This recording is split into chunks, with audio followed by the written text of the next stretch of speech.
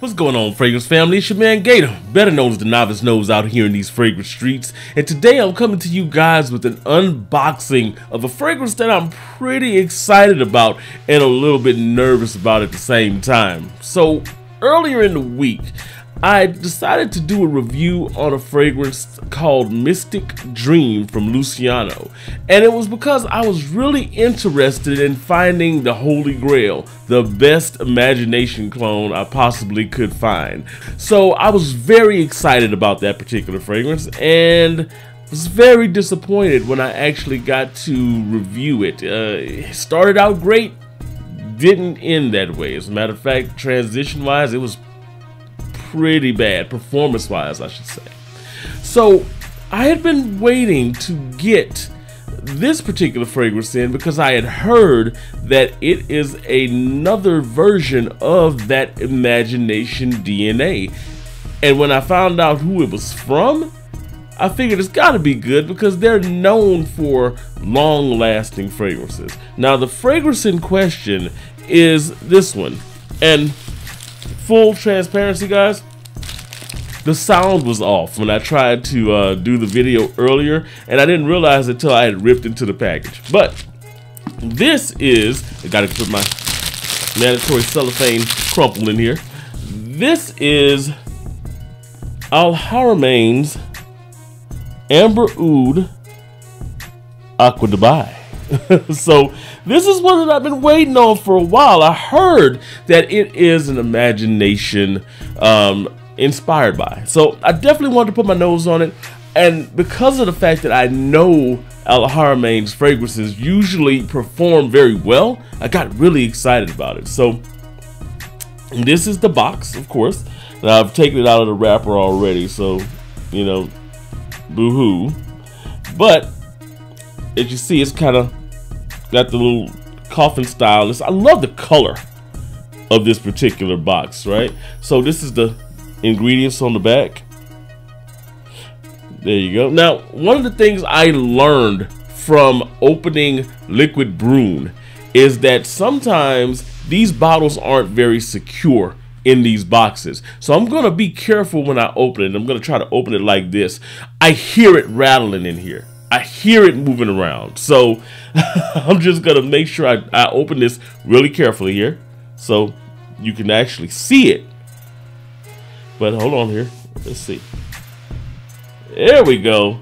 That one didn't fly out. So this is the way that it's in the box here. I love that color, man. I love that color gradient. So the inside of the box apparently has the little that is felt, or foam, I should say. It's got a foam imprint. It's pretty sturdy. Oh, by the way, the outside of the box closes pretty sturdy. It's that hard plastic, you know, the kind that they make those suitcases out of that only last for like 2 trips before you gotta like pick up the pieces off the side of the roundabout at the terminal. Yeah, those. So it's made out of that hard plastic. It looks like it's metal, but it's not. Oh, actually, the plate might be metal. Anyway, you know what plate is metal? This one on the front. This is actually a metal plate, and it's a beautiful color. Look at that. There we go. It went ahead and look at that. Haramain, Amber Oud Aqua Dubai. I love this color, man. This is a beautiful color gradient. Let me see if it'll focus the top here. I always got to make sure I get my face out of the way, because if I get my face out of the way, it'll try to focus. I guess the face is too pretty for it to try to focus on anything else when it's in frame. So anyway, this is the bottle. You see it has the divot at the top. It didn't focus on the bottle top, but I mean, you get the point. It's Haramain, established in 1970. They're trying to make sure you know they were established in 1970. But here's the bottle itself, just the juice in there. It's a transparent bottle, but it's tinted. The glass is tinted aqua, or you know, whatever color this is. So again, this is Haramain's interpretation of imagination, at least from what I'm hearing. Now, when I pulled the notes up though online, it was interesting because the notes didn't quite jive with what I was supposedly hearing. So here's what the notes say on Alharamain's website for Aqua Dubai. So the top notes on this one are bergamot, green notes, and mandarin orange. So green notes could be anything. It could be mint, green, eucalyptus, or whatever. It could be anything. The mid notes here are melon, pineapple, amber, and black currant. So when you hear that, you almost think not imagination, you almost think Pacific chill because of the way that those notes are listed here. And I'm hoping I'm reading the right one, but it is Aqua Dubai. And then it says in the base here, it's musk, vanilla, galbanum, and petitgrain. That's interesting. That's the note breakdown on here is far from what the note breakdown was for imagination. Far from the note breakdown in the Art of Arabia. There we go. Hello. Ooh, pressurized. Nice. Okay, so already you see it's getting to a good spot because the pressurized sprayer is always a good thing to have, right? So, ooh. Now in the air already, ooh. Okay, hold on now. Let me go ahead and put it on hand here. Okay, so let me take a sip of this right quick. All right, so, oh wow. Okay, so this is definitely imagination. Despite what these notes are saying, it definitely pulls as imagination. This is good too. Oh man, so one of the things that I will say is that upon the first spray out, and it could just be because it was the first spray, it did come across a little bit harsh. It's not as smooth as what the Mystic Dream is, or the Art of Arabia. You get that soapiness and the crispness of imagination. You get it almost presents itself as a neroli, and the crispness almost like a ginger. But you were here when I read this list. At least I hope you were here. If you weren't, go ahead and rewind it and bring it back. But you were here when I read this list. There is no ginger listed here. There is no neroli listed here. Now, that being said, green notes could mean anything, and they may actually have neroli integrated into what they're calling green notes. So, one thing that I am picking up, and it is a good thing that because I wouldn't be able to distinguish it if I hadn't read these notes and been looking for it, I'm picking up the petitgrain. And I think what they're doing is they're using the petitgrain maybe to kind of influence of that whatever they have in the green notes here, because I'm definitely picking it up. Wait a minute.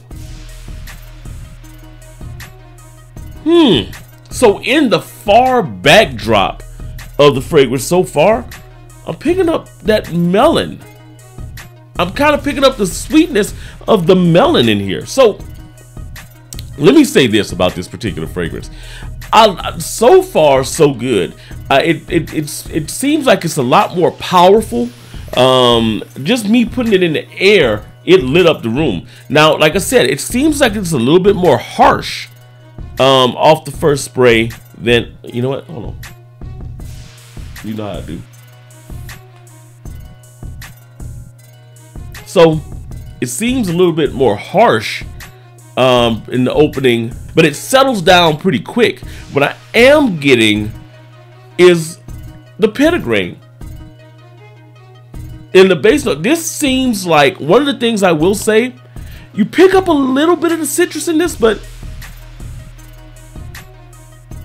I'm picking up more green notes and wood out of this. And I think that so this seems like a more wood heavy take. Now you remember in that video earlier in the week, I said that it seems like all the imagination clones lean into one aspect of the fragrance a little hard.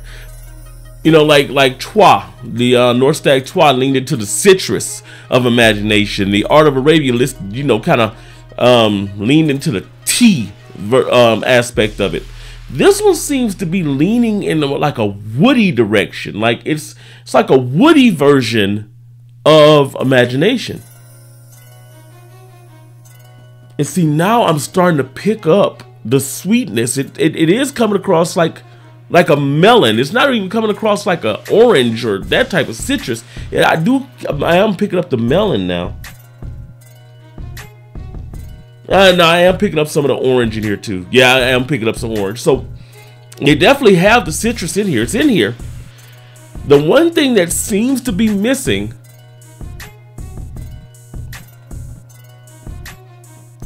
the tea note isn't really as defined, although to be completely honest, I do pick up a little bit, just a faint little bit of maybe the vanilla, like a smooth back note, and that sounds really weird, but you know, it's got a depth to it though. That's interesting. I'm going to play with this one a little bit and see what it does. I'm excited to actually wear this one out in the wild, because it seems like it's, I mean, just from right now, I feel like I choked myself out in this mug, but it definitely seems like it's a performer. Well, most alharamain fragrances are performers. So I'm interested in wearing this out in the wild to see how it performs on a full wear. You know, I was excited, like I said, about the Mystic Dream until I got to put a full wear on it, and then I was like, this thing just fell apart.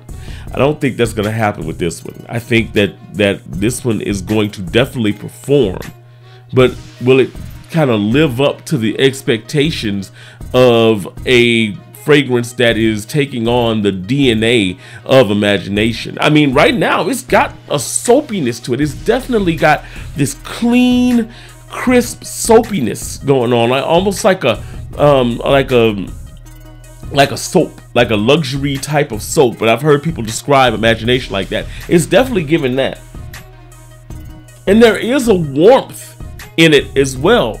I don't pick up as much of a tea, but there is definitely something that's warming it up in the background. And it could be that vanilla, could be the galbanum, don't know. But I am looking forward to actually sitting with this fragrance, wearing it out in the wild, and seeing what it does, man. So far, so good, though.